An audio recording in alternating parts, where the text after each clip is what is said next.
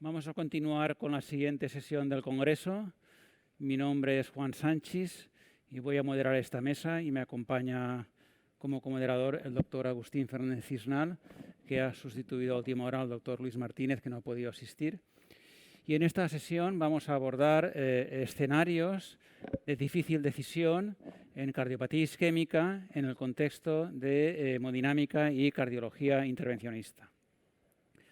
En la primera ponencia abordaremos el paciente con ANGOR sin lesiones en las arterias coronarias epicárdicas, pero con posible disfunción microvascular. ¿Cómo se evalúa la función microvascular? El ponente será el doctor Sergio García Blas, del Hospital Clínico de Valencia. Muy bien. Muchas gracias, Juan. Lo primero de todo, agradecer a la Sociedad Valenciana de Cardiología la invitación y felicitarles por este congreso de tanta calidad. El tema que nos trata es ver qué pasa cuando tenemos un paciente con ANGOR, con angina, pero no tenemos lesiones coronarias. Todos partimos de este paradigma clásico, digamos, en el que pensamos en la cardiopatía isquémica como una estenosis coronaria, que en ciertas circunstancias desencadena isquemia, y esa isquemia pues, es la causa del dolor torácico de nuestros pacientes, ¿no? Esto es como un esquemita básico que tenemos en la cabeza, de tal manera que a nosotros nos llega un paciente con dolor torácico de ciertas características que vemos que consideramos que es anginoso y bueno, dentro de nuestra evaluación pensamos hacer una prueba de provocación para evidenciar, cuantificar esa isquemia y establecer pues, un poco el riesgo de la misma. Y en base a esto, pues en algunos casos decidimos hacer una coronariografía para identificar precisamente esa estenosis coronaria, ¿no? Un poco ver todos los eslabones de esta cadena. Y con la idea de que si tiene una estenosis coronaria, pues revascularizarla. Bien, así estamos todos contentos, paciente contento, médico contento, parece que todo va bien. Bueno, sabemos que no exactamente todo va bien porque tenemos múltiples datos de que no siempre la revascularización es lo mejor o no ofrece siempre un beneficio sobre el tratamiento médico óptimo. Pero bueno, ese es otro tema. En cualquier caso, tenemos este esquema de seguridad, ¿no? Dolor, isquemia, estenosis coronaria. Pero a veces en algunos pacientes hemos podido hacer este esquema de dolor, provocación de isquemia, estenosis y búsqueda de estenosis coronaria, pero en la coronariografía no nos encontramos lesiones obstructivas. ¿Qué significa esto? Que no tenemos en la coronariografía estenosis, lesiones que causen una estenosis menor o igual del 50%. Y aquí viene el quebradero de cabeza para el paciente, para el médico. Entonces, ¿qué me pasa, doctor? ¿Qué hago? ¿Voy? ¿Vengo? Y esto es un problema frecuente. Es un problema que todos sabemos que está en la práctica clínica, o sea, no es una cosa anecdótica, ni mucho menos. Tiene impacto en la calidad de vida de los pacientes refieren dolor torácico y muchas veces le interfiere en su vida rutinaria y es causa de múltiples pruebas de provocación de isquemia en el seguimiento, repetición de coronariografías a lo largo de los años y en algunos casos incluso de hospitalizaciones y, aunque no está claro, podría ser también de acontecimientos clínicos adversos. Entonces, ¿qué está pasando? ¿Por qué no funciona este paradigma de estenosis coronaria, isquemia, dolor torácico? Pues puede deberse a distintas causas que tenemos que evaluar. Lo primero, tenemos que pararnos un momento a pensar y ver si no es que no ha fallado el paradigma, sino es que hemos visto una estenosis que no estamos valorando bien. Eso puede ser porque todos tenemos claro que esta arteria coronaria derecha no tiene ninguna estenosis, es limpia, y que esta tiene una estenosis severa en el segmento medio. Pero hay estenosis más intermedias, ¿no? que son más difíciles de evaluar, que no tenemos claro si son o no obstructivas, sobre todo si están en torno a ese 50% que hemos comentado. Entonces hay que reconocer que la coronariografía, la estimación angiográfica, tiene limitaciones, sobre todo eso en las zonas intermedias. Hay mucha discrepancia interobservador y además, aunque pudiéramos evaluar exactamente el porcentaje de estenosis, pues hay una correlación inexacta entre el grado de estenosis y la repercusión funcional. Es decir, no es todo si es mayor o menor la estenosis, sino también puede ser la longitud de la misma, las características de la arteria, del lecho distal, etc. Entonces, para esto tenemos, como sabemos, una solución muy consolidada, que es el estudio invasivo de la función epicárdica, ¿no? Es decir, del flujo a través de esa estenosis. Y eso lo hacemos con guía de presión, ¿no? A través de la reserva fraccional de flujo, que está muy consolidada en la literatura, que en función de si es, digamos, sugerente de isquemia o significativa, podemos diferir, si no lo es, quiero decir, si no lo es, podemos diferir la revascularización, y si sí es significativa, pues tenemos motivos para revascularizarla. Y en los últimos años tenemos índices incluso más cómodos, índices de reposo que no necesitan inyectar adenosina, no necesitan generar una hiperemia, y que también están totalmente validados y bueno, tenemos un grado de recomendación 1 y un nivel de evidencia A para usarlos. Con lo cual, esa es una posibilidad que en realidad sí que haya una estenosis coronaria, pero no la hayamos valorado bien. Pero en otros casos no pasa eso. En otros casos no hay ninguna estenosis coronaria o hay alguna estenosis moderada, pero no es significativa funcionalmente. Entonces, ¿qué puede estar pasando? Pues puede ser que el problema sí que sea epicárdico, pero que no sea una estenosis fija. Tenemos lo que entraría dentro de la angina vasoespástica epicárdica, ¿no? Un paciente que tiene unas coronarias normales o sin lesiones obstructivas, pero que en ciertas circunstancias se genera de forma espontánea o provocada en el laboratorio de hemodinámica, se genera una estenosis epicárdica, como vemos aquí, que en este caso ocluye la circunfleja y limita el flujo en la DEA, y asocia cambios electrocardiográficos y dolor torácico, es decir, genera isquemia, y se resuelve con nitro. Entonces, si se cumplen todos estos criterios, es decir, un dolor torácico que responde a nitroglicerina, que tiene cambios electrocardiográficos sugerentes de isquemia y se evidencia el espasmo coronario, pues ahí hemos dado la solución. Tenemos un paciente con angina, sin lesiones obstructivas, pero el problema era un espasmo epicárdico.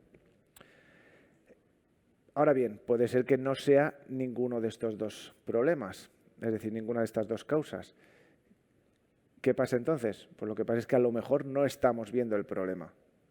¿A qué me refiero con que no estamos viendo el problema? Pues nosotros cuando hacemos un cateterismo hacemos esto, ¿no? Inyectamos contraste y vemos las arterias epicárdicas, las ramas principales, ramas secundarias, etcétera. Pero hay mucho más allá de eso. La realidad es esta. La realidad es que en mitad de todas estas ramas que vemos en la coronariografía hay un lecho tremendo, una maraña tremenda de vasos más pequeños, de la microcirculación, que es lo que realmente va a llevar la sangre al miocito, y además tienen un papel muy importante en la resistencia y en los flujos. Y todo eso no lo vemos en el cateterismo, ¿no? Si vemos aquí este esquema, vemos que hay unas arterias epicárdicas que son las que vemos en el cateterismo. Luego tenemos un lecho, como decimos, un lecho microvascular que incluye prearteriolas y arteriolas, que son vasos muy importantes porque acumulan son la principal causa de la resistencia coronaria. Y además tienen mucha implicación en el control metabólico y en la regulación del flujo y de su distribución. Y luego tenemos los capilares, que al fin y al cabo son los vasos de intercambio. Y todo esto se puede afectar, ¿no? Igual que hemos dicho que las arterias epicárdicas se pueden afectar desde el punto de vista estructural, ¿no? Con estenosis fijas, que es lo que más nos gusta, lo que primero buscamos. También tenemos alteraciones funcionales por espasmo. Pues en la microcirculación puede suceder lo mismo, ¿no? Podemos tener alteraciones estructurales que dependen de un engrosamiento de la íntima, una proliferación del músculo liso y una fibrosis que hace que se reduzca la luz de estas pequeñas arterias. Y esto también puede afectar incluso a los capilares con una disminución de la densidad capilar y del diámetro de los mismos. Y además de alteraciones estructurales, también podemos tener alteraciones funcionales, sobre todo alteraciones que limitan los mecanismos de vasodilatación, de tal manera que ante estímulos, sobre todo estímulos relacionados con el flujo, en vez de hay una menor vasodilatación de lo normal o incluso una respuesta paradójica y una vasoconstricción. Pues bien, esta disfunción coronaria microvascular es la afectación a distintos niveles y por distintos mecanismos de esta microcirculación. ¿Y cómo podemos diagnosticarla? Pues para diagnosticarla, como no la vemos en la coronariografía, tenemos que hacer estudios fisiológicos que llamamos, se pueden hacer no invasivos, que no voy a entrar, pero se pueden hacer invasivos también. Para ver la presencia de alteraciones estructurales, lo que haremos será inyectar adenosina, perfundir adenosina para causar una hiperemia máxima. Y en base de eso, ver el flujo coronario total, como veremos ahora, y las resistencias microvasculares. Uno de los parámetros importantes, por tanto, es el CFR, que es el flujo de reserva coronaria. ¿Esto qué significa? Esto significa cuántas veces aumenta el flujo coronario en respuesta a una hiperemia máxima comparado con el flujo basal. Lo normal, según el método que lo estimemos, es que sea 2 o 2 veces y media, ¿vale? Si lo tenemos disminuido, hay una alteración que puede ser, hay una alteración de esta reserva de flujo coronario que puede ser por un problema epicárdico o por un problema de la microcirculación, es decir, el CFR te valora globalmente todo. Lo que sucede es que si nosotros ya hemos descartado enfermedad epicárdica y tenemos un CFR alterado, el problema es sin duda a nivel microvascular. Otro parámetro derivado también de las mediciones realizadas en hiperemia máxima es el IMR, el índice de resistencia microvascular. Si está por encima de 25, esa resistencia microvascular está por encima de lo normal y es causa de disfunción microvascular. Muy bien, y podemos hacer todo esto pues, con las guías de presión que tenemos, con varias guías de presión que tenemos actualmente y tener todos estos datos con una misma infusión de adenosina. Bien, con esto estaríamos valorando alteraciones estructurales, pero hemos dicho de la microcirculación, pero hemos dicho que también podemos buscar alteraciones funcionales, es decir, una limitación a esa vasodilatación habitual que puede ofrecer el lecho coronario, sobre todo en relación a estímulos mediados por flujo. Y eso lo hacemos en la práctica clínica inyectando acetilcolina. Con la acetilcolina lo que hace es en condiciones fisiológicas una vasodilatación, pero en condiciones patológicas, cuando hay una disfunción microvascular, habrá una disminución de la respuesta vasodilatadora, que es más difícil de ver en la práctica clínica, pero si hay grados mayores de disfunción sí que podemos ver una disminución del flujo, un fenómeno de flujo lento o incluso de no flow, como vemos a veces como complicación del intervencionismo, ¿no? Es decir, inyectamos acetilcolina intracoronaria y vemos un flujo muy enlentecido. Eso sería un dato a favor de disfunción microvascular. Y también podemos ver que los vasos epicárdicos distales, los más pequeñitos que sí vemos en la angiografía, pueden perder calibre. Muy bien, si tenemos datos de disfunción microvascular por las pruebas que hemos comentado en el contexto de síntomas de angina y de evidencia objetiva de isquemia miocárdica, pues podemos hablar ya de angina microvascular, pero necesitamos todos estos criterios: síntomas, evidencia de isquemia miocárdica, ausencia de estenosis coronaria significativa y evidencia de disfunción coronaria microvascular. Entonces, ¿cómo sería la evaluación global de estos pacientes? Pues no voy a entrar en ello, pero lógicamente partimos de que necesitamos hacer una evaluación clínica exhaustiva y unas pruebas no invasivas para seleccionar bien a los pacientes que acaban en cateterismo. Vayan a tener enfermedad coronaria o no, eso es común a todo. Y una vez que llega al cateterismo, si no tiene lesiones coronarias, pues plantearíamos hacer una guía de presión si hay alguna estenosis dudosa y si no hay ninguna estenosis significativa, pues administrar adenosina para ver el CFR e IMR y administrar después acetilcolina para ver si hay espasmo microvascular o espasmo epicárdico. Y bueno, pues últimamente está muy en boga este tema y hay recomendaciones recientes de las guías europeas, vamos, con un documento de consenso de la Sociedad Europea, y en base a todos estos parámetros que hemos comentado, pues clasificaría a los pacientes en distintos endotipos que llaman. Tendríamos, si todo es normal, pues el paciente, el dolor no es coronario. Si tiene alteraciones de espasmo coronario epicárdico, pues sería una angina vasoespástica. Y si no, pues si tiene alteraciones de la microcirculación, sería una angina microvascular.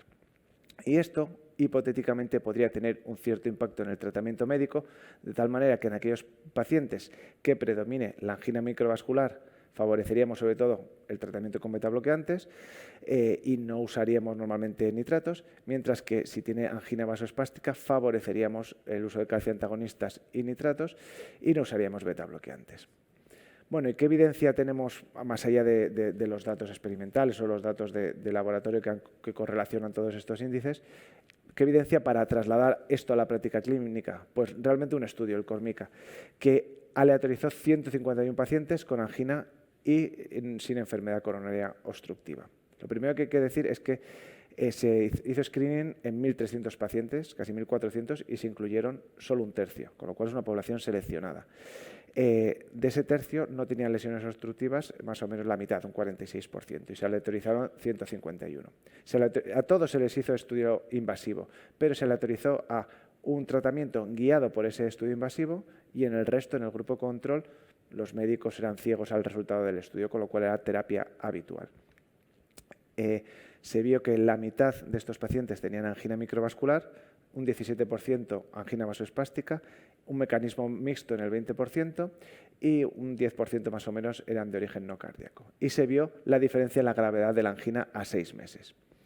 Pues bien, se ve que si guiamos el tratamiento por estos resultados del estudio invasivo fisiológico, hay una mejoría de la angina a 6 meses y al año, una mejoría de la calidad de vida, el paciente está más contento, percibe que su enfermedad es menos grave.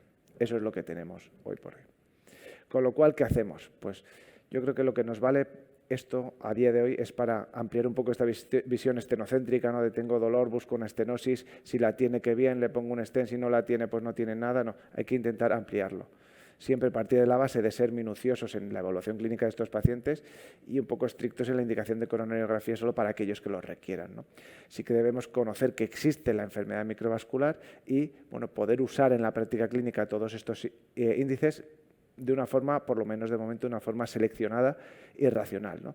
Y podemos plantearnos, ¿no? Tenemos el estudio Córmica, podemos plantearnos ajustar un poco el tratamiento farmacológico en base a los resultados, siempre sabiendo que que podemos mejorar un poco la calidad de vida de nuestros pacientes usando esta estrategia.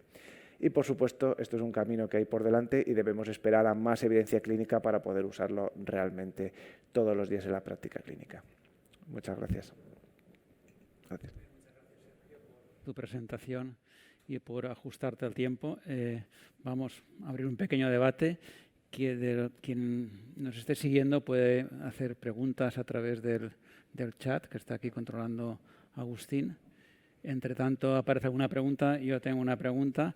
Nos has descrito una nueva técnica, nueva más o menos, técnica diagnóstica en cardiopatía isquémica, el estudio de la disfunción microvascular.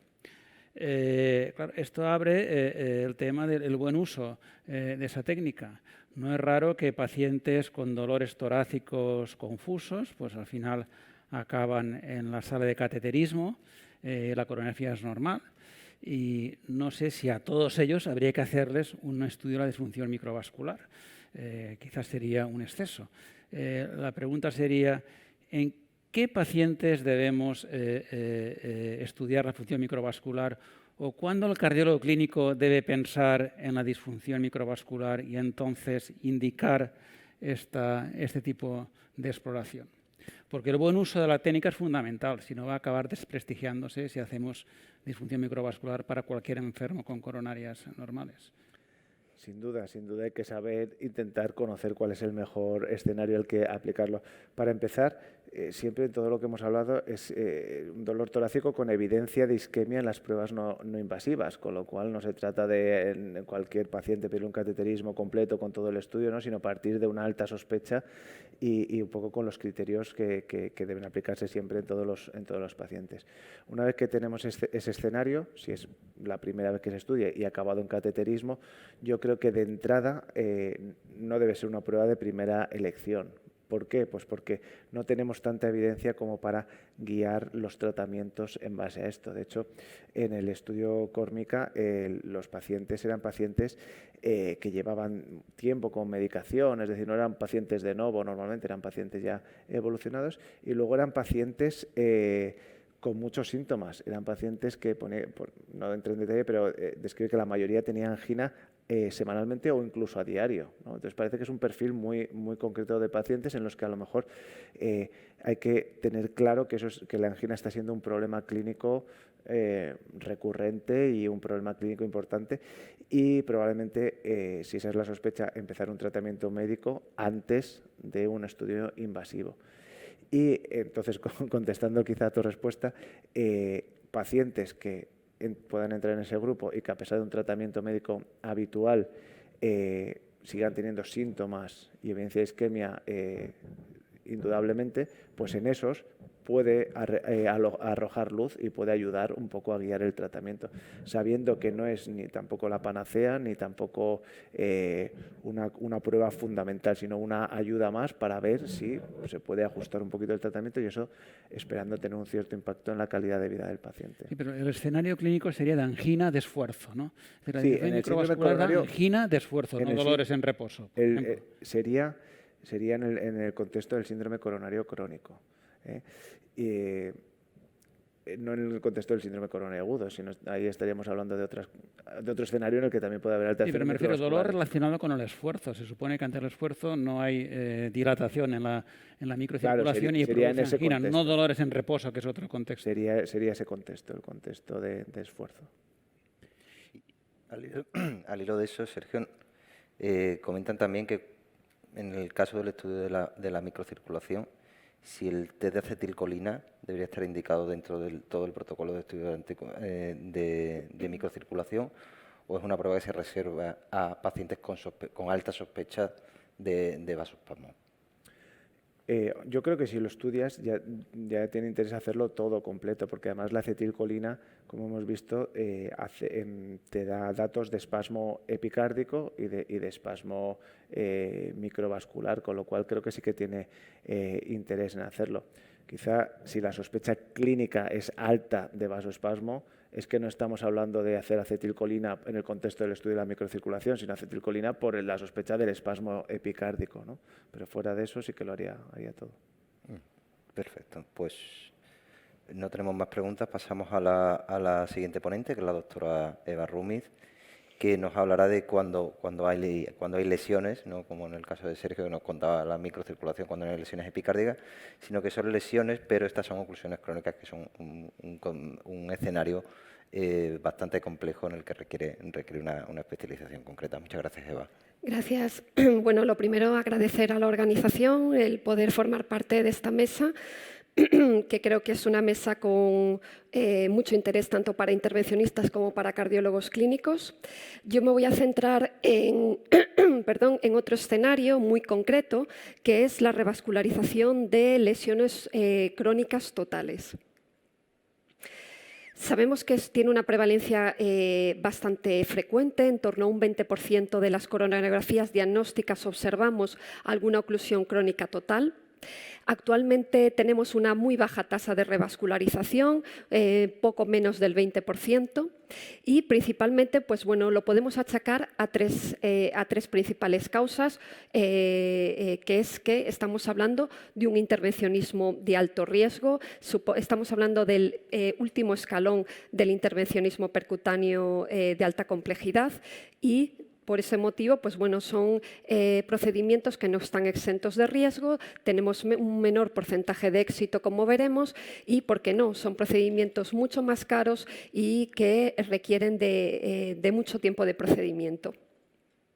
El segundo punto que podemos considerar como una de las posibles causas para esta baja tasa de revascularización es que a día de hoy pues, no disponemos de ensayos clínicos robustos, tenemos ensayos clínicos con resultados un poco incongruentes, y el último punto y más importante es pues, bueno, la falsa creencia que podemos tener que si un paciente con una oclusión crónica total muestra una red de colaterales buena, pues bueno, eso es un seguro de vida para el paciente, y ese paciente, si lo manejamos con tratamiento médico, va a estar libre de eventos. Todos estos puntos pues, bueno, nos hacen pensar que revascularizar de entrada a un paciente con una oclusión crónica total a día de hoy puede estar un poco a debate. Como hemos dicho, la oclusión crónica total es el último escalón del intervencionismo coronario complejo y pues, bueno, tenemos una menor tasa de éxito, aunque como veis aquí estamos hablando de los principales registros, tanto europeos como japoneses, y estamos viendo tasas de éxito superior al 80-85%. En cuanto a eventos adversos, pues sabemos que estos eventos adversos se reducen conforme aumenta la experiencia del operador, pero como veis están en torno al 2%. También comentábamos el hecho de que a día de hoy no disponemos de ensayos clínicos robustos. Estos son los dos principales ensayos clínicos en pacientes con oclusión crónica total. Uno es el Explore Trial y otro es el Decision. Ambos son estudios con muchas debilidades. El Explore Trial, como sabéis, evalúa el beneficio de revascularizar una CTO en pacientes que han sufrido un infarto con elevación del ST y que presentan una oclusión crónica total en el vaso no responsable. Este estudio lo que pretendía era valorar el beneficio sobre la función sistólica del ventrículo izquierdo y sobre los diámetros del ventrículo izquierdo a los 4 meses empleando la resonancia magnética cardíaca. A los 4 meses no hubo diferencias significativas en cuanto a pacientes que se sometían a una revascularización precoz frente a los que se optaba por un tratamiento médico, pero como hemos dicho, estos estudios tienen muchas debilidades. En el caso del Explore es de destacar que ninguno de estos pacientes fueron sometidos a un test de viabilidad, es decir, desconocíamos si realmente el territorio que íbamos a abrir mostraba viabilidad miocárdica o no. Hubo un alto porcentaje de crossover en el grupo de pacientes que se aleatorizaron a tratamiento médico y un alto porcentaje de pacientes también presentaban enfermedad multivaso que se revascularizaban durante el mismo procedimiento de la CTO y que por tanto podría enmascarar los resultados en función y diámetros de volumen, en volúmenes de ventrículo izquierdo. En cuanto al Decision, estudio todavía con más debilidades. Fue un estudio que se interrumpió precozmente por una baja velocidad de inclusión. Estaba planificado incluir más de 1.500 pacientes, finalmente se incluyeron 800. El Decision lo que pretendía valorar era la reducción de eventos cardiovasculares adversos en aquellos pacientes que eran sometidos a intervencionismo coronario de la CTO. Este estudio, además de interrumpirse precozmente, también presentó una alta tasa de crossover y carece de potencia estadística, por tanto, para dar respuesta a su objetivo primario. Un tema importante y que desde luego debemos de dejar a un lado es el concepto de que un paciente que tiene una buena red de colaterales va a permanecer asintomático y puede ser un buen candidato para manejo de tratamiento médico. Ya sabemos por estudios experimentales en animales que el flujo que aportan las colaterales a una CTO es el mismo que nos provoca una estenosis epicárdica del 90%. Es decir, nos puede evitar que nuestro paciente sufra un síndrome coronario agudo, pero sin embargo, cuando nuestro paciente va a necesitar un aumento de oxígeno, esas colaterales no van a ser capaces de satisfacer esos requerimientos y nuestro paciente va a presentar bien angina o una limitación al ejercicio. Os muestro este estudio, es el estudio del grupo alemán de Werner, en el que ellos fueron un poco más allá y nos demuestran que realmente ese flujo por las colaterales no es realmente el que nosotros creemos, a pesar de que estén bien desarrollados, y para ello lo hicieron utilizando una guía de presión y haciendo una evaluación invasiva del flujo de la colateral antes de abrir la oclusión crónica, y posteriormente realizaron un test de estrés con adenosina. Observaron que cuando se administraba adenosina apenas se conseguía aumentar el flujo a través de la colateralidad y sobre todo lo que se veía era un gran robo coronario, es decir, ese estrés que estábamos provocando lo que ocasionaba era un robo coronario de flujo a la colateralidad. Aquí vemos estos resultados en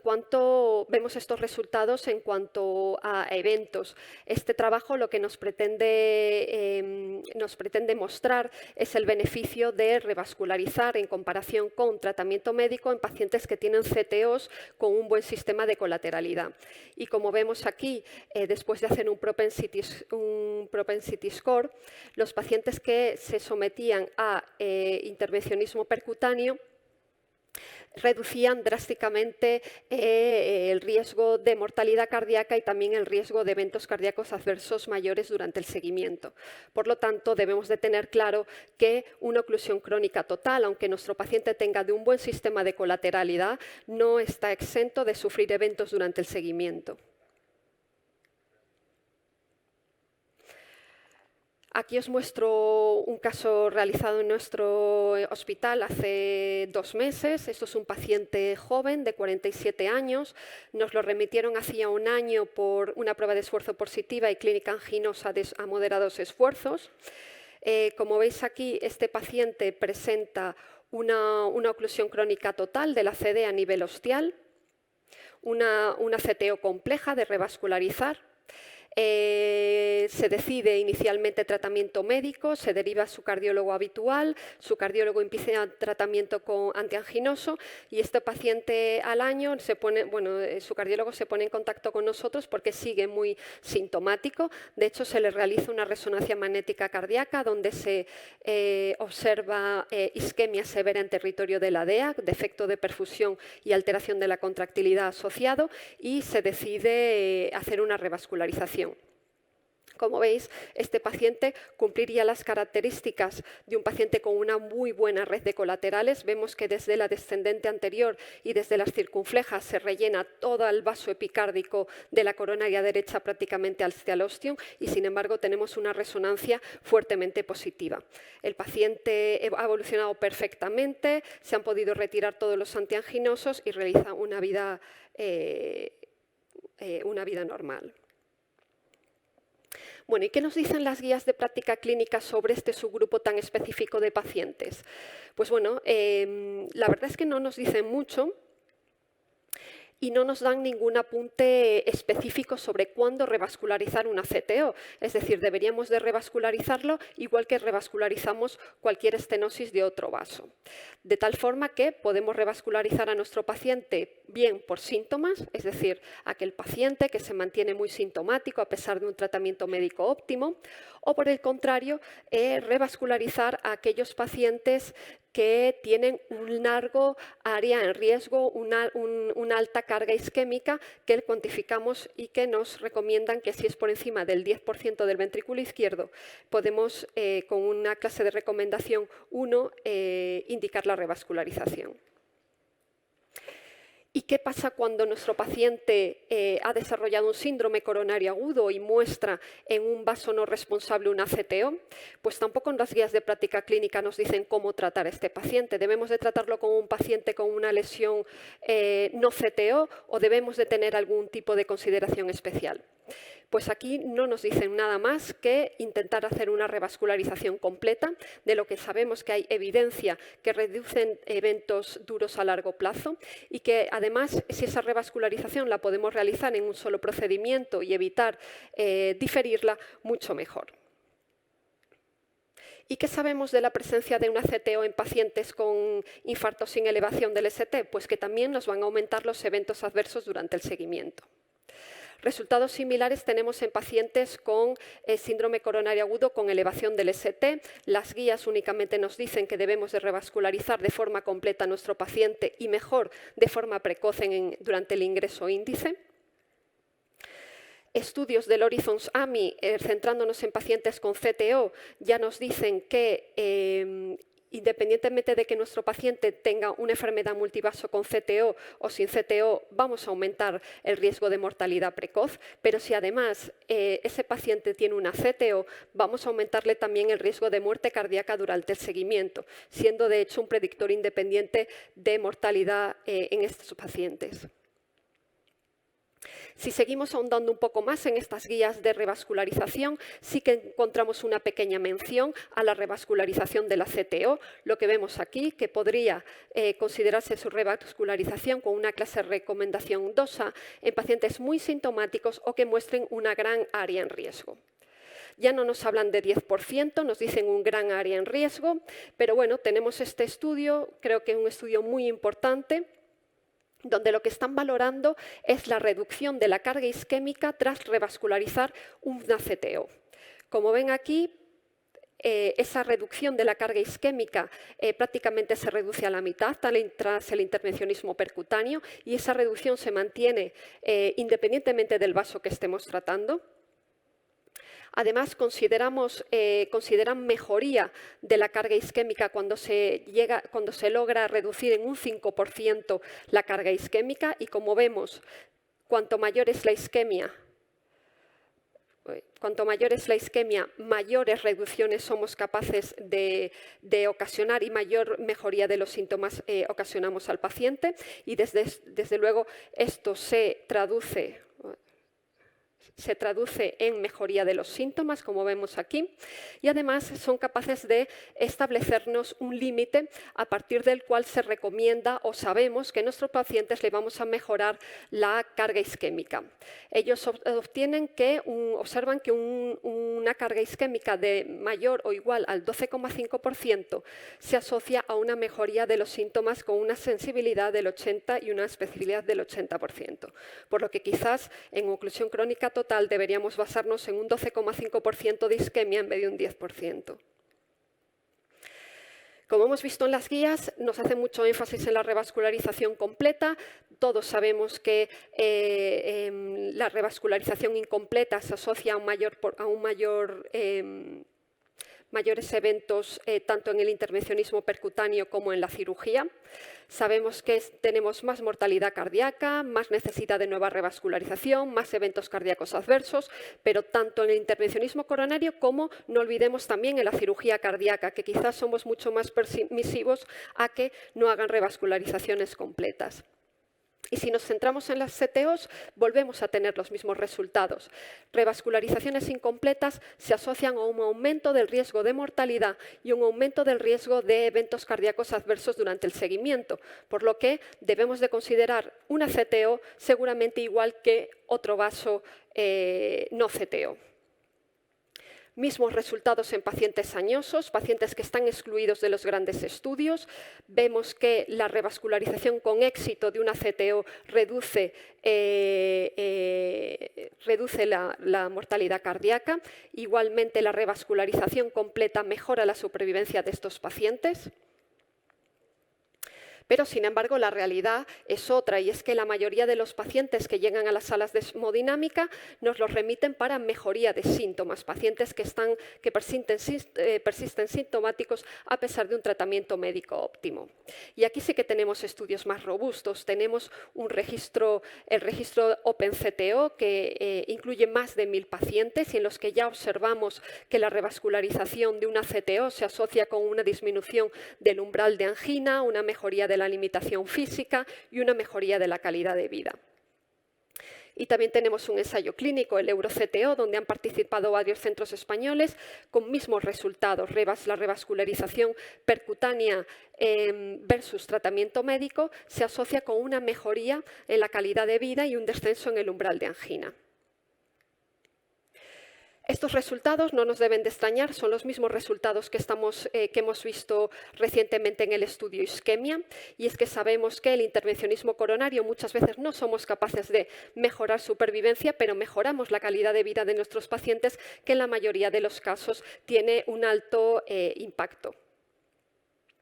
Y una vez nos decidimos a revascularizar a nuestro paciente, ¿qué estrategia de revascularización es la mejor para ellos? ¿Cirugía? ¿Intervencionismo coronario? Desde luego, no hay ningún ensayo clínico, ni mucho menos, que compare intervencionismo percutáneo con cirugía de revascularización coronaria en pacientes con CTO. Por lo tanto, nos deberíamos de basar en scores anatómicos como el SYNTAX para decidir la estrategia terapéutica mejor para nuestros pacientes. Recordar o tener en cuenta que el SYNTAX va a penalizar el intervencionismo coronario percutáneo, como sabéis, a la hora de utilizar la calculadora SYNTAX, cuando estamos hablando de una lesión del 50 al 99%, si multiplicamos por 2, pero en caso de tener una CTO, directamente multiplicamos por 5, por lo que tener una oclusión crónica de una DEA media y tener una lesión del 70% en otro vaso ya nos obligaría a pensar en la cirugía, porque tendríamos un SYNTAX score seguramente por encima de 22. Sin embargo, tenemos que tener en cuenta que el avance del intervencionismo coronario en los últimos años sobre la oclusión crónica total ha sido espectacular. Disponemos de nuevo material, de protocolos de tratamiento mucho más específicos. Han bajado nuestra tasa de complicaciones y debemos de saber que la cirugía de revascularización coronaria no nos va a ofrecer resultados mejores en estos pacientes.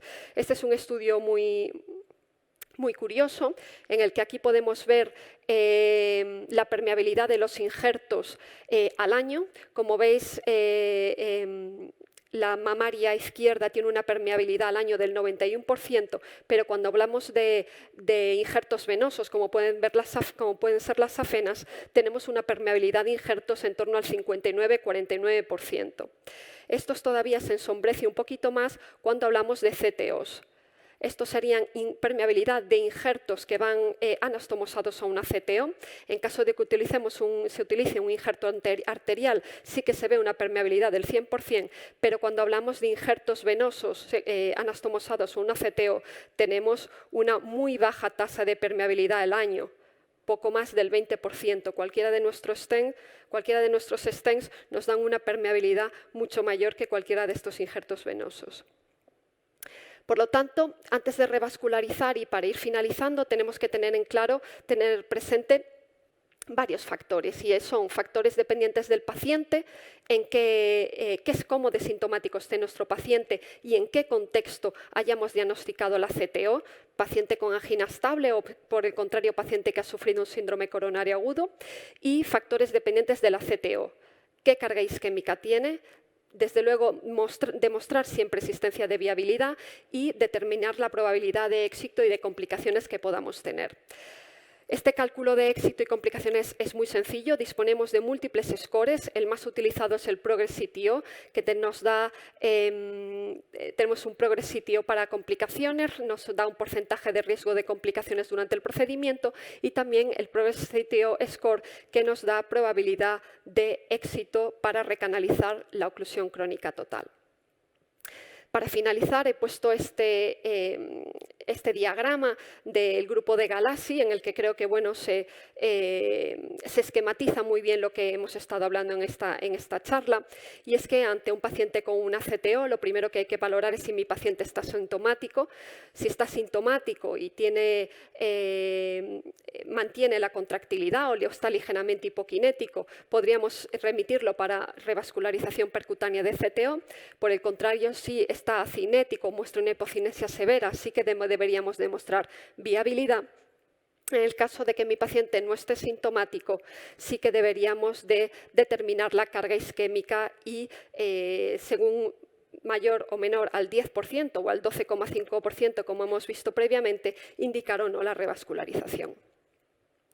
Por lo tanto, para concluir, pues podemos decir que el impacto pronóstico sigue a debate, múltiples ensayos clínicos están en marcha y seguramente en los próximos meses tendremos respuesta y podremos indicar de manera mucho más tajante la indicación de revascularización, que es mandatorio evaluar los síntomas, la isquemia y la viabilidad del territorio que queramos abordar, que a día de hoy tenemos tasas de éxitos mucho mayores, desde luego superiores al 85%, y sobre todo en grupos con mayor experiencia estas tasas de éxito son incluso mayores, que debemos de intentar revascularizar de forma completa, que es lo que nos dicen las guías de práctica clínica, independientemente o no de que sea una CTO, y que desde luego la cirugía no ofrece mejores resultados que el intervencionismo coronario percutáneo.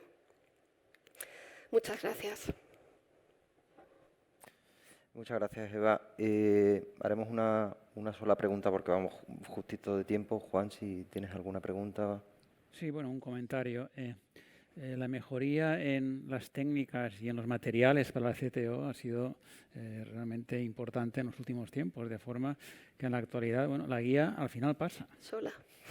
Por dentro, por fuera, tramos por fuera, tramos por dentro, pero aquello pasa y luego el stent también pasa por fuera, por dentro y el resultado geográfico pues suele ser aceptable. Alguna rama cae por el camino, pero el resultado geográfico es aceptable.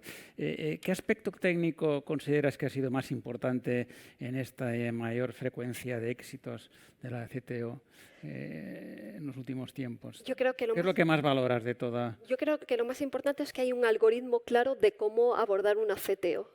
cómo empezar por una estrategia, cómo cambiar a la siguiente. Yo creo que eso que está muy bien diseñado y que hay unos algoritmos muy claros, por ejemplo, del EuroCTO, yo creo que eso es muy importante, no cercarse, por ejemplo, en SEO anterógrado, cuándo cambiar, cuándo hacer guías paralelas, cuándo cambiar de técnica, yo creo que eso es muy importante. Y luego, desde luego, el material.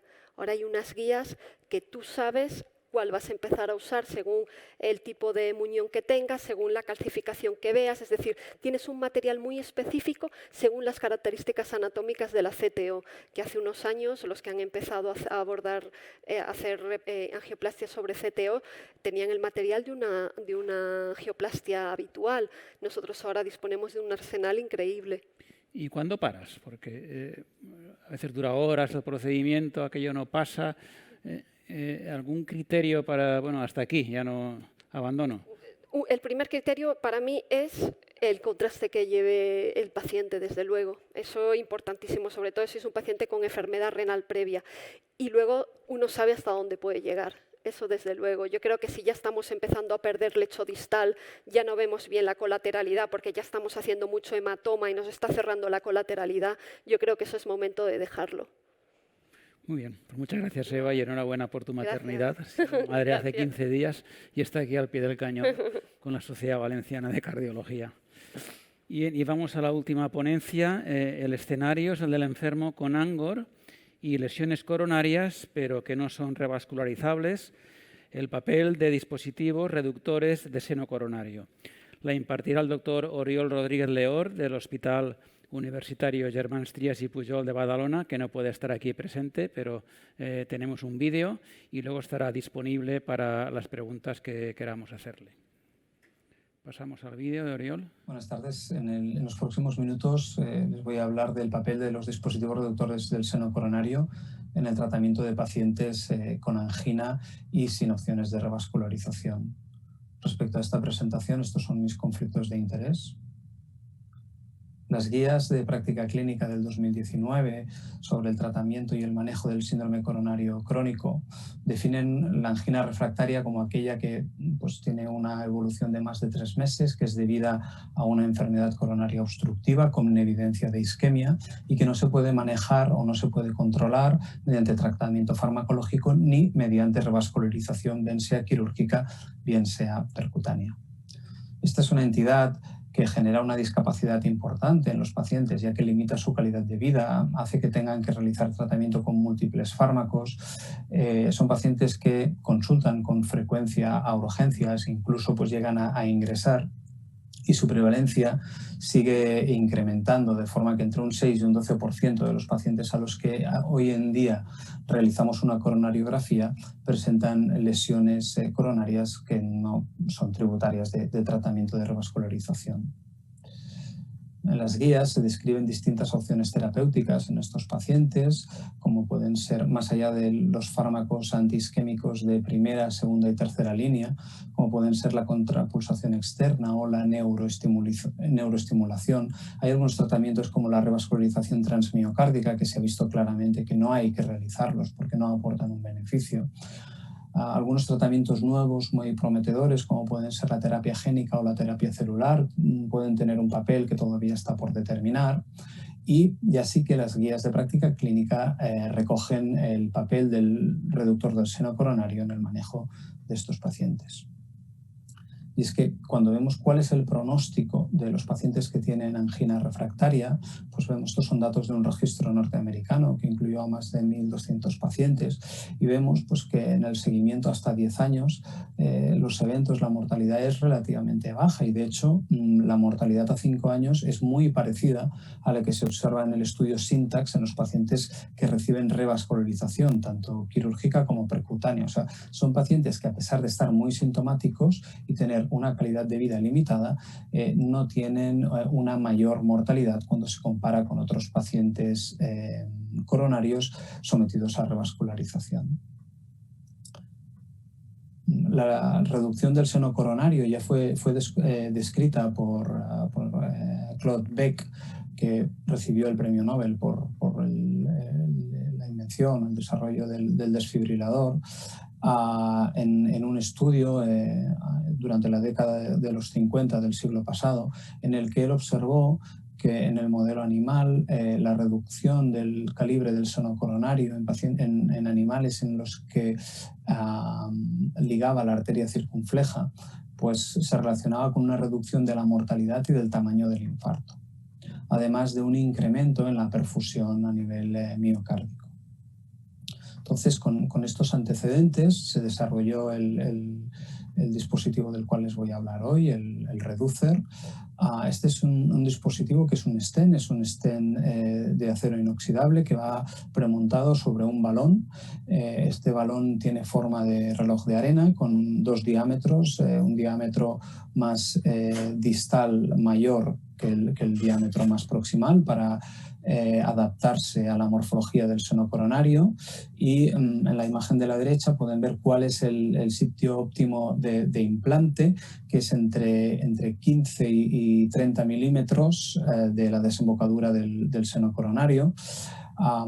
Este sitio de implante hace que únicamente nos planteemos su uso en pacientes que tienen isquemia del territorio de la coronaria izquierda, ya que el drenaje venoso del territorio de la coronaria derecha, como pueden ver, pues está más allá del sitio de implante.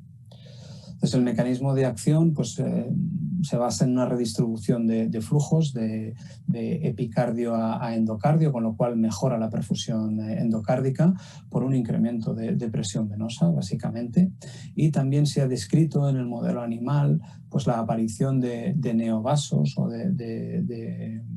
y por eso pues, el dispositivo, el nombre del dispositivo de hecho es Neovasc Reducer, dado que pues esto es lo que se observó en el modelo animal. El primer estudio que se realizó en humanos se publicó en el año 2007, incluyó 14 pacientes con angina severa, con isquemia miocárdica y no candidatos a revascularización, y lo que se vio es que en el seguimiento a 6 meses pues la clase funcional mejoró en prácticamente el 85% de los pacientes. Este efecto beneficioso a 6 meses se corroboró en el seguimiento a 3 años, tanto en el SPECT de perfusión como en el ecodobutamina. Y recientemente se publicó un seguimiento a 12 años de 7 de estos pacientes incluidos en el estudio, y lo que se vio, pues se hizo un angiotac, se vio que todos los dispositivos estaban permeables, no había signos de deterioro del dispositivo ni de migración del dispositivo, y la mejoría clínica que habían experimentado estos pacientes inicialmente persistía en aquellos que seguían con vida. La evidencia más fuerte que tenemos a día de hoy es del estudio COSIRA-1. Este es un estudio que incluyó 104 pacientes que fueron aleatorizados a tratamiento con implante de dispositivo reductor de seno coronario o a sham control, o sea, a simulación de implante del dispositivo, de forma que los pacientes ni el médico tratante no sabían si se había realizado o no la intervención. Los pacientes tenían que tener angina con clase funcional avanzada, 3 o 4, evidencia de isquemia miocárdica en el territorio de la coronaria izquierda y no debían ser candidatos a revascularización. Y el objetivo primario fue la disminución de por lo menos 2 grados en la clase funcional de angina a 6 meses. Y lo que se vio es que el grupo de tratamiento activo, el grupo tratado con Reducer, presentó una mejoría más significativa que el grupo control. Esta mejoría fue estadísticamente significativa y el estudio fue publicado en el New England Journal of Medicine en 2015. Además, como pueden ver, pues bueno, todos los pacientes, tanto tratados con Reducer como en el grupo control, algunos presentaron mejoría, pero esta mejoría fue claramente mejor en los pacientes tratados con el Reducer. Lo mismo sucedió con los test de calidad de vida, que mostraron una mejoría más significativa en los pacientes tratados con Reducer. A partir de los resultados de este estudio COSIRA, pues las guías del 2019 del manejo de pacientes con síndrome coronario crónico recogen la recomendación con un grado de evidencia 2B, nivel B, en pacientes con angina refractaria y que no son candidatos a revascularización. Tenemos datos también, datos muy recientes. Este es un registro de la vida real que ha incluido a 20 centros con más de 650 pacientes. Aquí pueden ver las características clínicas de los pacientes y, muy importante, la tasa de complicaciones. Realmente las complicaciones son muy infrecuentes y prácticamente todas son complicaciones menores o que se pudieron resolver durante el intervencionismo y no hubo mortalidad relacionada con la intervención, como digo, en más de 650 implantes. Si vemos la mejoría desde el punto de vista de la clase funcional para angina, pues podemos ver que en comparación con la situación basal antes del implante, los pacientes mejoraron de forma muy significativa, de forma que pues, bueno, prácticamente en el seguimiento no había pacientes en clase funcional 4 y los pacientes en clase funcional 3, 4 representaban menos del 20% frente a prácticamente el 90% antes de la realización del intervencionismo. Este es un estudio que recogió una serie corta de pacientes con angina refractaria con disfunción microvascular sin presencia de estenosis coronarias epicárdicas y nuevamente lo que demostró pues, es que tras el implante del dispositivo reductor de seno coronario estos pacientes pues, presentaron una mejoría tanto clínica como en las puntuaciones de los test de calidad de vida, con lo cual pues, bueno, es una serie corta, solo 8 pacientes, pero bueno, puede ser otro escenario clínico en el que muchas veces tenemos pocas cosas que ofrecer a los pacientes y pues bueno, por lo menos en esta serie, ya digo, son pocos pacientes, pero los resultados son muy prometedores. Les voy a comentar a continuación la experiencia en nuestro centro. En nuestro centro empezamos hace ya casi 3 años. En este tiempo hemos valorado, pues, como pueden ver aquí, más de 30 pacientes con angina refractaria grado 3-4. Nosotros lo que hicimos fue que creamos una unidad funcional que está a cargo de un cardiólogo clínico, que es el que se encarga de hacer el cribaje de los pacientes. Entonces, muchos de estos pacientes mejoraron ajustando el tratamiento farmacológico o en uno de ellos, pues bueno, se vio que tenía una valvulopatía aórtica severa y se realizó un recambio valvular. Siempre revisamos la angiografía y de hecho pues detectamos 5 pacientes que habían sido etiquetados de no revascularizables hacía años y que ahora pues con las nuevas técnicas de revascularización pudimos tratar de forma percutánea.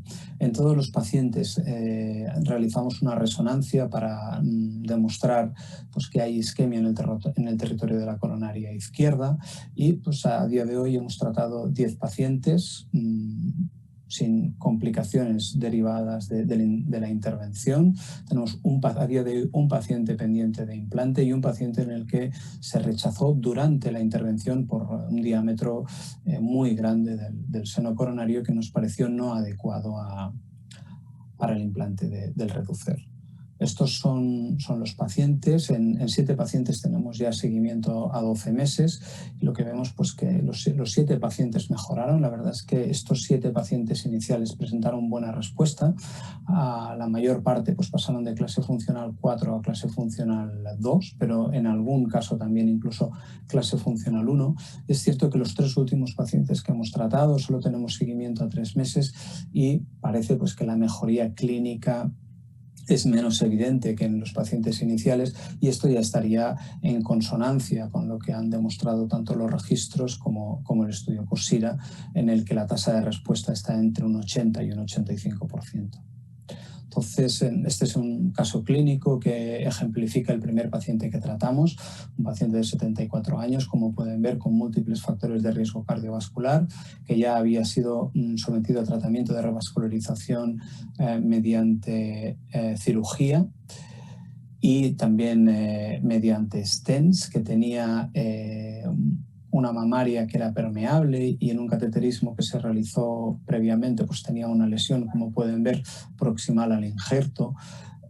Esta lesión En marzo, un año después, vimos pues, que se había ocluido y generaba una isquemia importante en el territorio de las septales y de la diagonal. Nos pareció que esta lesión tenía pocas opciones de revascularización y realmente el paciente estaba muy sintomático, en clase funcional 3, pero también con episodios en reposo y nocturnos, con evidencia de isquemia anterior en la resonancia con adenosina.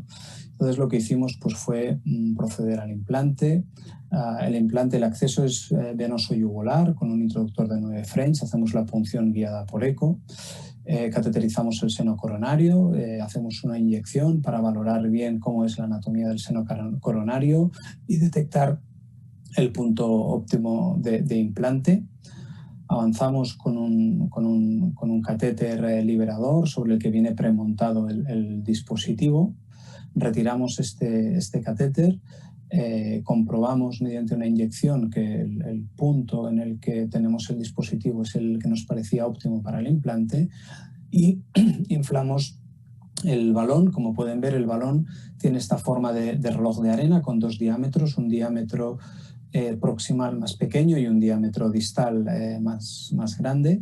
Es necesaria una sobredilatación respecto al diámetro del seno coronario para asegurar el anclaje y una vez realizado el implante retiramos el balón y ya podemos ver aquí pues, cómo tenemos el dispositivo bien anclado, un poco sobredimensionado respecto al diámetro del seno coronario. Esto es un buen resultado. En este paciente realizamos un TAC de control a los 4 meses y aquí pueden ver las imágenes. Y realizamos también un estudio con resonancia en el que pues, objetivamos que había cierto grado de mejoría de la isquemia en el territorio que se correspondía con la descendente anterior. Así pues, a modo de conclusiones de mi charla, cuando hay angina y hay lesiones no revascularizables, pues bueno, si el paciente tiene un tratamiento médico optimizado y hay evidencia de isquemia en el territorio de la coronaria izquierda, el implante de un dispositivo reductor del seno coronario ha demostrado mejoría sintomática versus o en comparación con un grupo con sham control en el estudio COSIRA 1 y ha mejorado asimismo una mejoría sintomática frente a la situación preimplante en registros de la vida real que han incluido ya más de 650 pacientes. Es importante destacar también que las complicaciones derivadas del implante son infrecuentes y no se ha descrito mortalidad relacionada con la intervención y de igual forma no se han descrito complicaciones importantes a largo plazo relacionadas con el dispositivo. Muchas gracias por su atención. Muchas gracias, Oriol. No sé si estás conectado y nos oyes. ¿Sí me oís bien? ¿Oriol? Sí, hola, ¿me oís, Juan? Sí, te oímos muy bien, Oriol. Muchas gracias por tu presentación y por estar aquí. Sé que has de estar a la vez en Ciudad Real y te agradecemos mucho que te hayas desdoblado y tu presencia aquí en nuestra reunión realmente la valoramos. No sé si hay una pregunta en el iPad. Una pregunta de mi parte. Quizá el mayor problema para la difusión de esa técnica es que es difícil encontrar al candidato. Ha de ser un enfermo con afectación de la arteria descendente anterior no revascularizable y que tenga angina refractaria. Es un enfermo difícil de encontrar. ¿Cuál es tu experiencia en este sentido?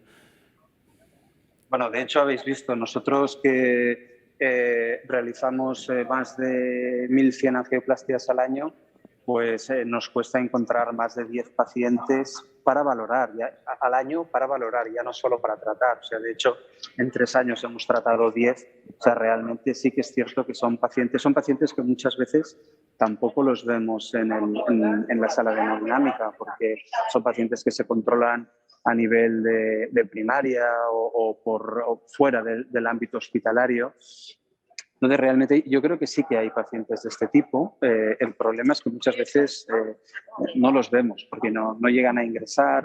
Puede ser que consulten a urgencias, pero muchas veces son pacientes que ya tienen asumido pues, su carga de angina y van haciendo, ¿no? Entonces, nosotros lo que también decidimos fue hacer una valoración muy exhaustiva. Quiero decir que, como habéis visto, pues bueno, únicamente 1 de cada 3 pacientes que hemos valorado ha acabado con el tratamiento. O sea, que realmente muchas veces solo que ajustando el tratamiento farmacológico, utilizando fármacos de segunda línea, incluso de tercera línea, antidepresivos, pues bueno, se consigue una mejoría clínica. Y en ocasiones también lo que nos ha sucedido es que cuando revaloramos la coronariografía, pues bueno, vemos que un paciente que quizá hacía unos años no nos veíamos capacitados para hacer el tratamiento de no oclusión crónica, pues porque nos parecía muy compleja, pues como habéis comentado en la charla anterior, pues bueno, es que el avance que ha habido en los últimos años nos ha permitido pues ser más agresivos y realmente tratarlo con éxito. ¿Y cómo estudiáis el seno coronario antes del procedimiento para medirlo, saber qué poner? ¿Esto cómo lo estudiáis? ¿Algún paciente no tiene un seno coronario adecuado, entonces se rechaza por este motivo? Bueno, básicamente no se realiza, ni está recomendado, ni nosotros lo hacemos, ningún estudio previo para valorar la anatomía del seno coronario. Y de hecho, pues bueno, el que no se pueda implantar el dispositivo por un tema anatómico es anecdótico. Nosotros, bueno, yo he vivido un par de casos, un caso nuestro en nuestro centro, que era un seno coronario aneurismático, y luego un caso que tuve que proctorizar en el que nos pareció que el seno coronario era muy pequeño y realmente el riesgo de disección o de ruptura pues nos hizo plantear que no era un buen candidato. El dispositivo es un dispositivo único y quiero decir que no hay distintos tamaños, es un tamaño único y los diámetros del stent vienen condicionados por la presión a la que se insula el balón. Es un balón semicompliante, de forma que pues, bueno, en función de la presión que administramos, pues el stent crece más o crece menos.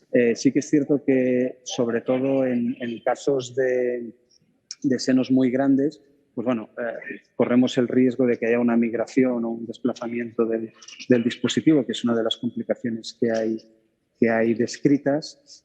Y entonces, pues bueno, hay que ser cauto. Yo creo que es un dispositivo todavía de primera generación, es decir, que tiene mucho margen de mejoría desde el punto de vista de la tecnología. Es una versión 1.0. A día de hoy está en marcha el estudio COSIGA 2, que es un estudio que se ha planteado para el mercado americano. Es un estudio aleatorizado con un diseño muy parecido al del COSIGA 1, pero que pretende incluir prácticamente 400 pacientes. Yo creo que probablemente, si se aprueba para el mercado norteamericano, el grado de agresividad a veces al indicar estos tratamientos es mayor, pues bueno, estoy seguro que irá de la mano de una mejoría del dispositivo, pues que eliminará alguna de estas riesgos o complicaciones potenciales que tenemos con el dispositivo actual. Dicho esto, también quiero recalcar que es una intervención muy segura. De hecho, los case reports que hay de complicaciones durante el implante son anecdóticos y habéis visto los datos del registro europeo, en el que prácticamente pues, bueno, las complicaciones son a nivel del punto de punción yugular, un hematoma, es una punción venosa. En algún paciente hubo migración del dispositivo que hubo que recuperar pues, mediante un lazo. En uno de los casos que he proctorizado pues, también hubo una migración del dispositivo y lo podemos recuperar por vía femoral sin mucho problema. Y a partir de ahí, pues ya os digo, no hay mucho riesgo de complicaciones. Muy bien, muchas gracias, Oriol. Estamos ya fuera de tiempo. Buen viaje a Ciudad Real y mañana nos veremos allí. Y muchas gracias a los ponentes por sus excelentes presentaciones y a la Sociedad Valenciana de Cardiología por darnos la oportunidad de estar aquí esta tarde. Hasta luego. Muchas gracias, Oriol. Por último, agradecer al patrocinador de la mesa, Quilpro, su colaboración, a la Sociedad Valenciana y a todos los ponentes y moderadores por estar aquí esta tarde con nosotros. Muchas gracias. Os emplazamos a mañana, que comenzaremos a las 4:30 y seguiremos la segunda jornada del Congreso. Gracias.